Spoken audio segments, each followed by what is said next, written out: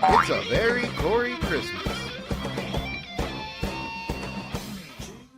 Well, here goes nothing.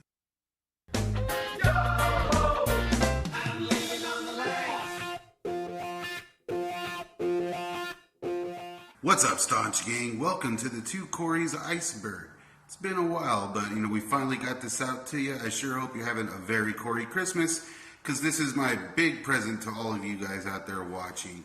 Now, I really hope you like it. Me and Ken worked our asses off. So, let me know down below if you're watching. Like, subscribe, go check out Ken on his channel, follow us on Instagram, all that good stuff. What is going on, guys? Very happy and proud to be joining on this year's A Very Corey Christmas. And if you haven't already, definitely check out the 2 Coreys Forever podcast on YouTube and Spotify. So I guess now let's get into it.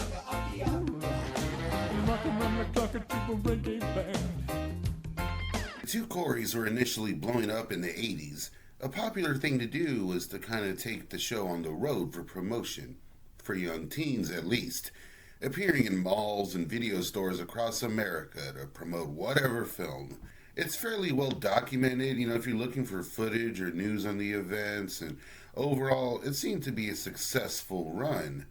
But when looking a little deeper, you begin to see headlines like this, where the 2 Coreys seem to be having too good of a time, leaving hotels ravaged and, leaving bills unpaid, even appearing at schools and kind of leaving a bad taste in their wake. What can you say? They were just kids.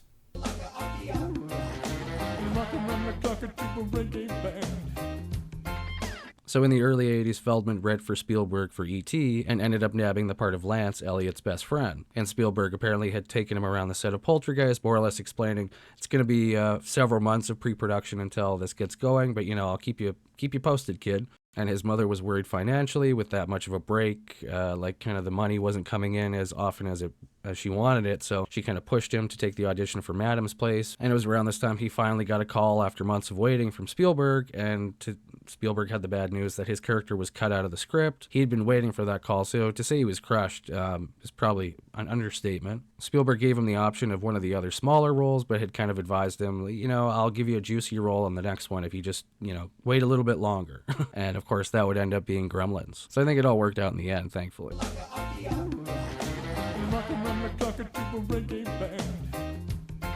Filmmaker Gabriel Judette Winchell. This guy's been making movies, apparently, since he was 6 years old. You believe that? There's footage of this guy very young on sets, and from what I gathered while talking to him, his dad was involved in the production of Corey Feldman's film Edge of Honor, also starring Don Swayze. Gabriel said that, he had a video camera on set and would just film every day. And apparently, Feldman did have an on-set counselor at some point, but also Feldman, he took a liking to Gabriel, and they would play video games in his trailer, and Feldman would even show him some of his early music. But unbeknownst to Gabriel, some on-set troubles were, kind of starting on the film, like the budget running out and, producers clashing.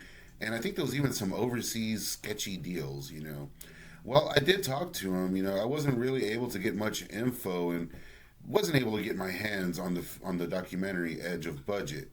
I do know that it wasn't very long, the documentary.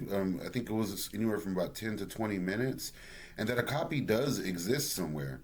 Gabriel also stated that he has no idea where this poster came from. That seems to be the only piece of promotion for the film, so I'm guessing it's fake. I am currently attempting once again to track down the film. I'll keep you posted.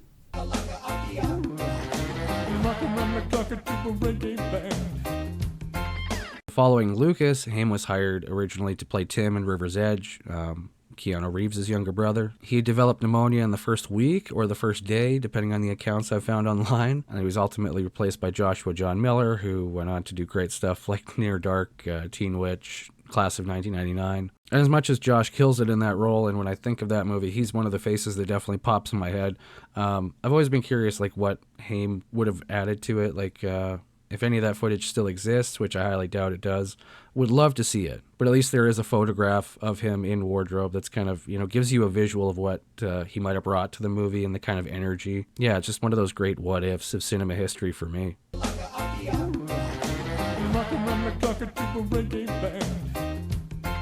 Corey Feldman has stated here and there that he tried his hand at stand-up in his early years. And it all adds up. I mean, the guy is and will always be an entertainer. Oh, and being best friends with Sam Kinison around those days probably helped.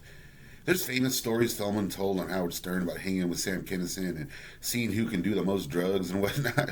And a lot of that took place at the Comedy Store. And while I never was able to confirm it, it does seem that Feldman was on stage there more than once in those early years. Even if it was just a goof or some late night fun, I don't know. It was there where Feldman would first meet Dennis Miller, and of course, later have some discourse with him on the Bordello with Blood set. But before that, in their heyday, they would appear on the same shows, especially that improv show where the famous one with Feldman lip syncing, which was obviously a comedy venue and not a pop music venue, which had some effect when Feldman decided to sing a pop song on stage. Anyways, funny thing is, years later, Dennis Miller would even take direct shots at Feldman with one of his HBO specials as his opening joke, of all things. He used to do an act where he did a bit opening with me, this Michael Jackson, Corey Feldman joke, that everybody was doing. And, he did this big HBO special where he opened it up, dancing. On you? You're right, right. Yeah. So I'm like, he's like, hey, man, no hard feelings. Oh, no, I don't care. Wait a second. Funny. So now...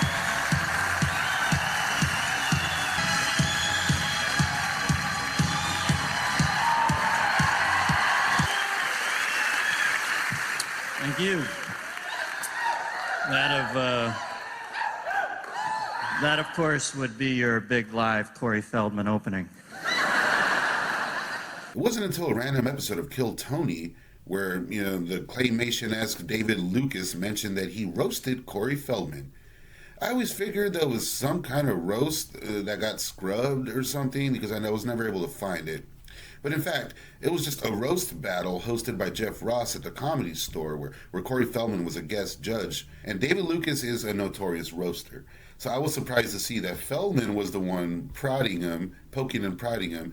And I was even more surprised to see that Feldman held his own. Corey, any thoughts on this battle? Well, it's funny you should mention that because I was actually just about to say how I never even noticed there was somebody there. It's camo. Because he's wearing camouflage. I mean, you did a great job of disappearing all night. Nigga, you over there looking like Michael Jackson Ghost.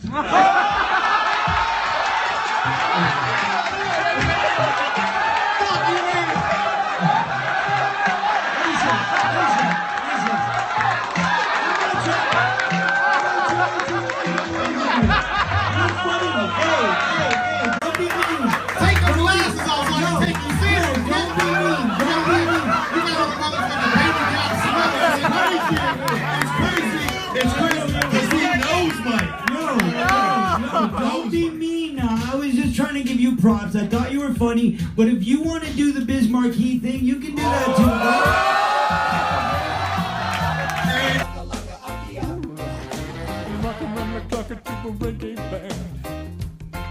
I've always been fascinated by this phone line. During that whole time, there was all kinds of 1-800 numbers. You could call anybody from Santa Claus to Freddy Krueger. It was kind of ridiculous, and it was just hilarious to me that, of course, the Coreys would have their own hotline. That kind of gimmick was just out the door when I was growing up, so I was never able to call any of these awesome 1-800 numbers. So I was always curious, exactly what was the deal. You would call and they would, there's no way they're going to actually put their phone number in. And according to Lala Sloatman, who was Haim's girlfriend through the mid to late 80s, essentially you would call and hear a recorded message that the guys would call in and change every once in a while, so it would just be this voice recording. But I'm sure they at least made bank with the amount of people calling.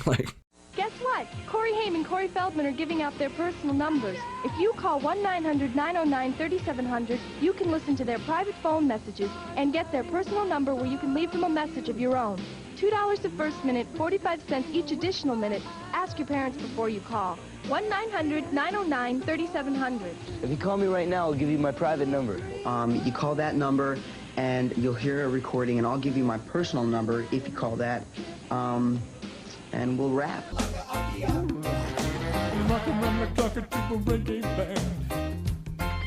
Corey Haim had many romantic entanglements in his day. What can you say? The leading teen starlets all absolutely loved him. To name a few, Nicole Eggert, Lala Sloatman, Alyssa Milano, Holly Fields, Drew Barrymore, and yeah, there's way more. But Perhaps the most intriguing to me is the possible romance between Kristy Swanson and Corey Haim. I only say that because of this photo. It features the two of them on set of Buffy the Vampire Slayer. This would have been around 91 and released in 92, you know. And that puts Hamster directly in his, you know, fast getaway, dream machine 90s straight-to-video era. And I think Haim was dating Eggert at the time, or at least I thought so, as they would have 3 movies released together the next year in 1992. So when seeing this picture, I ponder if Eggert and Swanson were friends, maybe? Were Haim and Swanson dating? And the most intriguing to me, if Corey Haim was in his direct-to-video era, why was he on set of a major release from 20th Century Fox? Turns out, according to the Two Coreys TV show, Swanson and Haim did date at some point. But in the end, were just good friends. It is safe to assume they were dating while she was filming Buffy the Vampire Slayer, which is why Haim was on set and whatnot. But, you know, Swanson would go on to support Haim in one of his last film's Decisions by showing up to that film's premiere, so they were clearly dear friends, even till the end.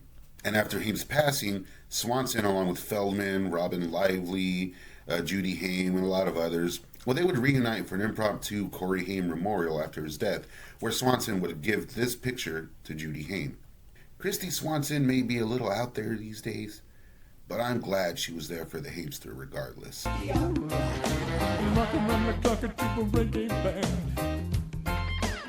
So this was a video that Feldman had directed and choreographed when he was 15.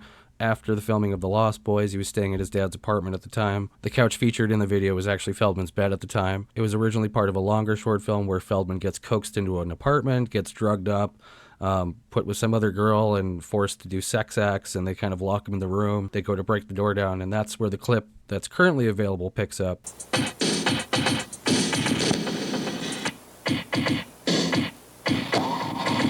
And the unfortunate thing looking back is that 2 of the people that Feldman has accused of having molested him at the time are featured as background dancers because they were friends of his at the time. Like, he was kind of in a really tight circle after getting emancipated and being with his dad. So we got John Grissom, who was more or less his personal assistant and was basically getting him drugged up all the time. And Alfie Hoffman, who was a club promoter and did the soda pop clubs with Randy Miller at the time. So it's an interesting piece. It's somewhat goofy. The choreography is not quite there, but, you know, it was done by a 15-year-old kid in his dad's apartment. And apparently it wasn't until that they were putting together the Love Left 2.1 box set and started digging through all this footage and archival stuff that they ended up finding the video. At least we still have a portion of it. It's still an interesting archival piece to have among the kind of Corey stuff that's out there. So I'm glad at least some of it survived.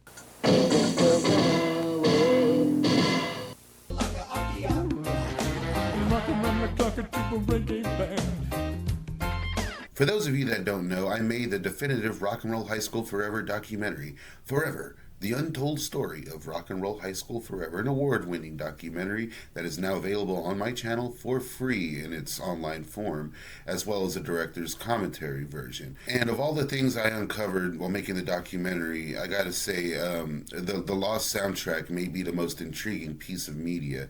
I did track down a lot of tracks, like Very Scary from Will and the Bushman and Love at the Laundromat by Zillion Kisses. You know, you can find those on my channel in their entirety for the first time ever. And as far as the Eradicators songs from the actual movie, well, Corey Feldman, he showed a lot of love for those songs on tour. But, you know, the soundtrack was never released, and this thing would have been huge. It would have definitely made the movie and everything worth it, would have made a lot more money.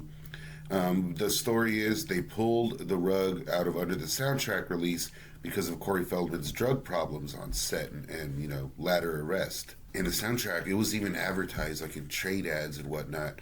It just never came out. And one of the saddest things about that happening is we now have possibly the last track from Dee Dee Ramone to be uncovered. A track called Cut Me to Pieces. Now, the little snippet we get here is amazing. However, it is a Dee Dee Ramone track featuring Jean Bouvier or Bouvier. I don't know how to pronounce his name. I don't really care. That guy, you know, he never really did too much outside of, you know, writing for certain people and being the collaborator. I did contact him during the making of the documentary to see if he had a copy of this long-lost song. And he said he did somewhere. And then he said he found it. And then promptly wanted to charge me $5,000 just to use a snippet of it. I'm pretty sure I was talking to him. He said it was his manager, but you know how these things go. So the track does exist. Apparently, Dee Dee Ramone's widow also has a copy, but at this point, she has no idea how to get it out to the people or transcribe it, and I have since lost touch with both of them. You wanna cut me in pieces.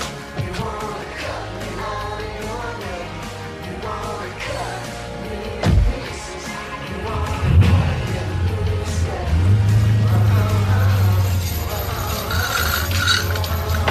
If you or anyone you know knows how to find this lost Dee Dee Ramone classic, let me know down below.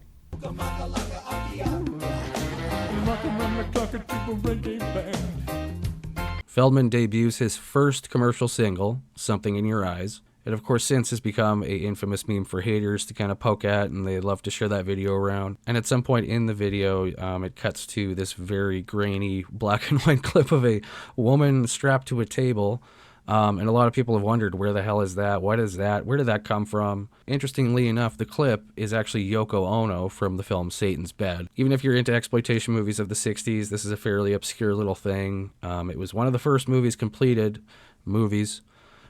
by Michael Finlay, who went on to do all kinds of stuff like the Flesh trilogy, A Thousand Pleasures, The Ultimate Degenerate, like tons of great exploitation titles from the late 60s, early 70s. But it was more or less a patchwork kind of job where he bought footage from an unfinished movie that happened to have Yoko Ono in it, shot some wraparound stuff and all that kind of, and then just, put it out so that it could get into theaters and kind of play the exploitation circuit. It has since kind of gone into obscurity. It's not really around anywhere. Most people only know of its existence if you're a fan of Yoko Ono or if you're a fan of Michael Finlay, but even then, it's fairly obscure along those branches. Feldman claims all the extra shots were edited in by haters to make him look more buffoonish and clownish. I've read some claims that Feldman himself had put it in. More than likely his dad, who was more into the kind of underground music scene, may have seen the film at the time and known of it or had a copy of it on tape. Maybe he did it, is more than likely what happened, but who the hell knows at this point? I'm not sure if we'll ever get a concrete answer on where exactly that clip came from or who put it in there. Just another one of those weird pieces of Corey's lore out there.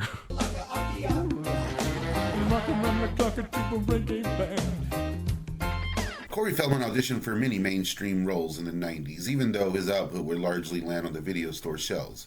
One of those roles was for the legendary poker film Rounders, whose producer literally was a judge on Howard Stern's Battle of the Bands, where Howard Stern's band would challenge Corey Feldman's band. Check out that video next. From 1988 to 1997, Brian was an A&R representative for Elektra Records and EMI Records. Yep. You've also produced movies, the following movies. One of my favorites, and Corey, I bet it's one of your favorites, is Rounders, which I wrote. I didn't wrote it. Actually up for that movie. I wrote the movie. Did you do it? Did you ever see my audition You woke tape? up for it? I saw your audition tape, and I hope you play better today. Whoa! Oh, Brian, coming out swinging! My fondest wish, my man. Corey. All jokes aside, though, I honestly think Feldman would have killed it in Ed Norton's role. But as it is, it remains just another what if.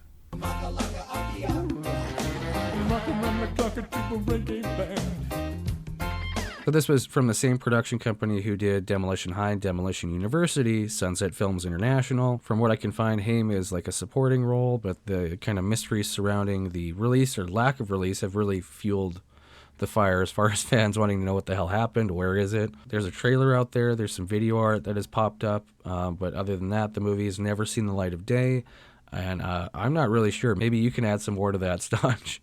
Well, when it comes to Shooter on the Side, I basically did everything I could to track this down. I chatted with director Richard Stiles, who told me a bit about it. To say the least, he wasn't enthusiastic when talking about Shooter on the Side. He said it was basically just a favor he was doing for a friend, and it wasn't meant to be much more, it wasn't really meant to get exposure in the first place, not really. He said the script was a little shoddy, and overall the production wasn't treated as anything other than that, just a mediocre production. Apparently Corey was on set for a bit and did his thing, but from what Richard told me, even Hamster wasn't too interested. There is an article out there that an extra wrote about how she was on set and she got to hang out with Corey a little bit. I read it in my Lost Corey Haim Movies video if you want to check that out. But as far as Shooter on the Side ever seen the light of day, well, Richard Stiles told me he does indeed have a copy somewhere on a reel or something. And he also shared with me that the film's reels were damaged. Something happened, I don't know, but every print of the film that came out was completely blown out and scratchy. And while he claims to have no idea where the trailer came from, he does think that the damaged footage was used for it, which is why it looks the way it does. Richard Stiles told me that the film was never released and wasn't that good of a film anyways, but that he would try to get me a copy sometime. Man, just be careful, all right? You do still want me, don't you, Jack? Corey Haim, shooter on the side.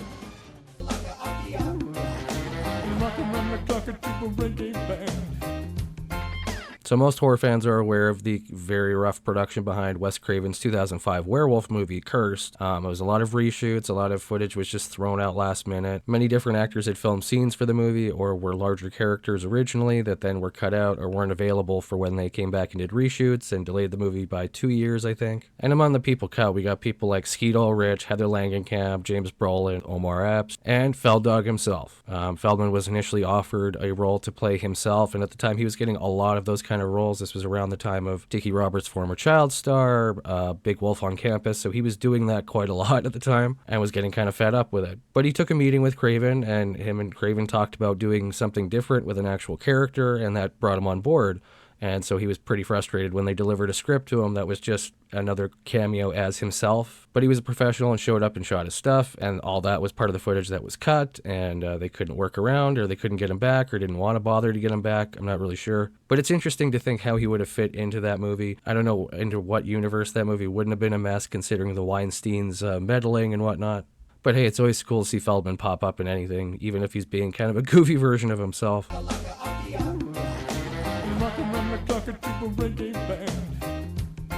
So Feldman had met Robyn Lively at the Youth and Film Awards, which is now the Young Artist Awards, and they became friends. He developed a crush on her, had been kind of, as a guy who wasn't all that confident in his looks or his ability to get women, he was kind of waiting for the right time to approach her and tell her how he felt. And then she eventually started bringing up Haim's name all the time because he was starting to get into his own as a performer and as a teen star. And then Robyn, of course, appeared with Haim in an episode of the short-lived sitcom Roomies. Presumably around that time they started dating, and she would tell Feldman about Haim all the time, and Corey Haim this, Corey Haim that. And at first I was very like, who is this kid? Who's this kid moving into town? He's moving in on my girl. He's moving in on my job. What's going on here? And then one day when we were in the casting for Lost Boys, Joel Schumacher says, he's on the phone with a friend. He's like, oh my God, this is going to be an amazing movie. I've got the 2 Coreys in it. I said, what? What 2 Coreys? And then, of course, the famous story about Haim making the first call, leaving the message on Feldman's answering machine, and then, of course, their friendship bloomed from there. And then, of course, Robyn would years later appear with them in Dream a Little Dream 2, so didn't seem to hurt any of the friendships at the time.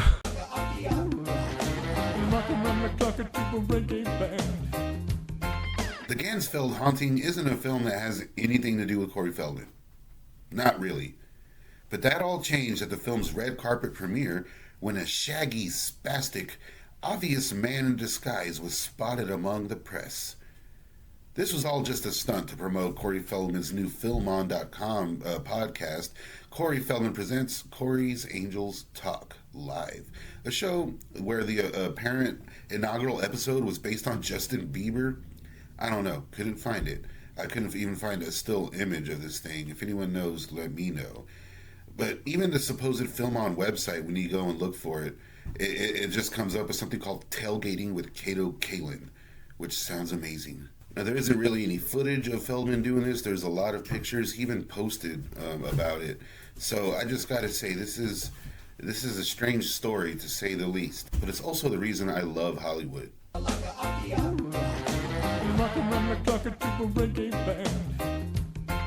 So in the early 90s, Feldman is wanting to get his first album produced and put together, but he's having a hard time. And so then he gets this offer for a movie called Voodoo from Donald Borchers, who previously had worked with him on Meatballs 4. If you want to know more about Meatballs 4, definitely check out Staunch's interview with Bob Logan on his channel. As a businessman, I get it.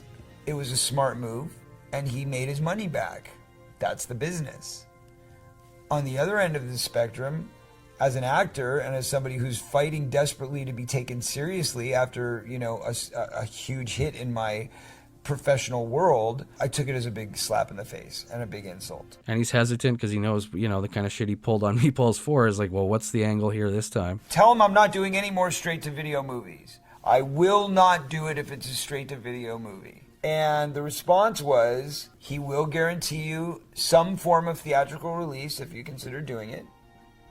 And to sweeten the deal, he said that he will come in and privately back your album and help you get it finished and released. And that was really part of the negotiation. So I was like, who is this guy? You know, he can't be that bad of a guy if he's willing to help me on a personal level.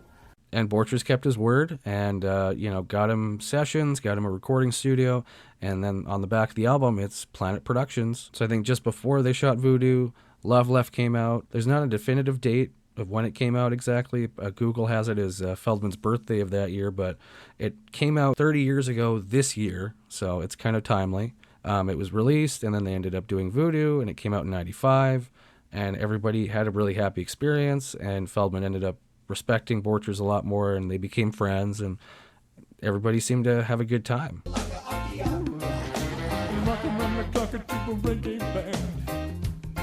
Just around the same time that Feldman was putting out his first album, Love Left, Haim was invited to Germany to go record an album. Kind of electro-pop dance stuff at the time. I believe there's footage of those recording sessions that have popped up on YouTube from time to time. And then I'm not sure what happened. There was some sort of dispute over money apparently, but then only 2 tracks ended up coming out on a little CD maxi single, which has since become insanely hard to find for a good price. But the rest of those tracks have never seen the light of day.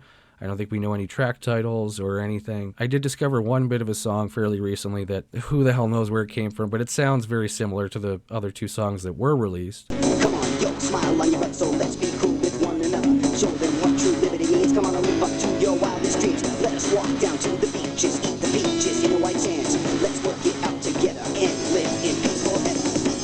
Why can't we live together now?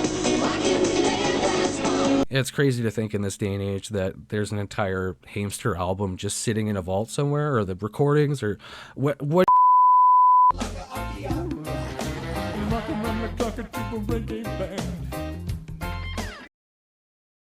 What's in a painting?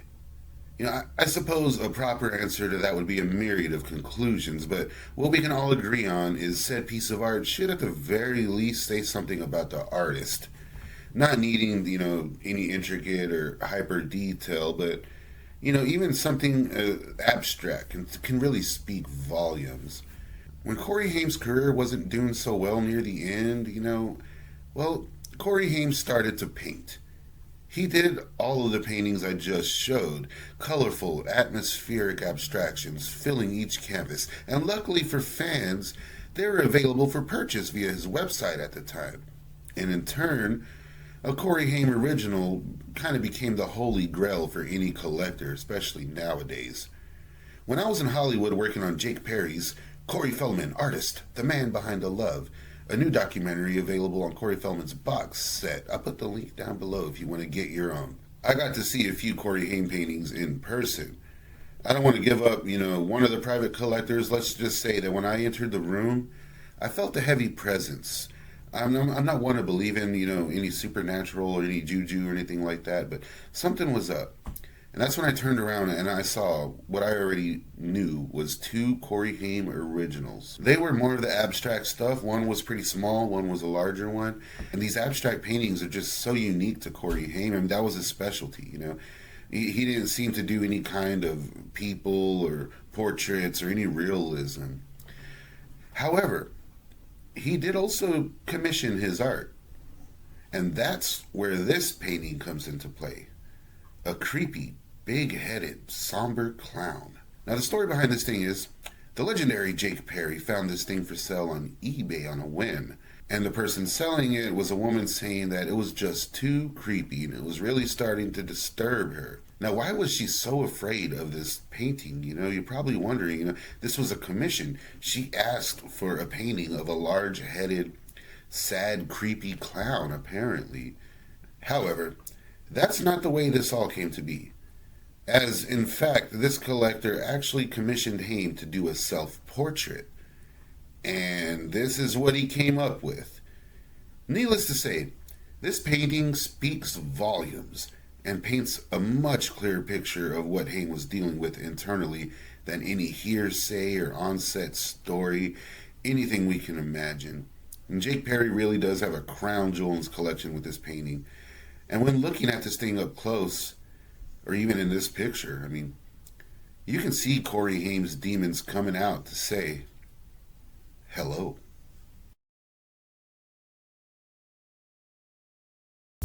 So there you have it, staunch gang. The Two Coreys Iceberg Part 1. This was a lot of hard work, but also a lot of fun I had with Ken making this video for you guys. So, I mean, if you're interested in this at all, or if this, if you learned anything from it, let me know down below after you like and subscribe, of course. And check out the Two Coreys podcast right here on Staunch TV and on Spotify. This was definitely a very Corey Christmas for the books. And I had such a great time hanging with you guys. You can follow me and Ken on Instagram and on, every other social media. I'll put all the links down there below. Be sure to give us a follow. Say what's up. We're happy to meet everyone, especially, the Two Coreys fans. Thanks for having me, man, and I hope everybody has a very Corey Christmas.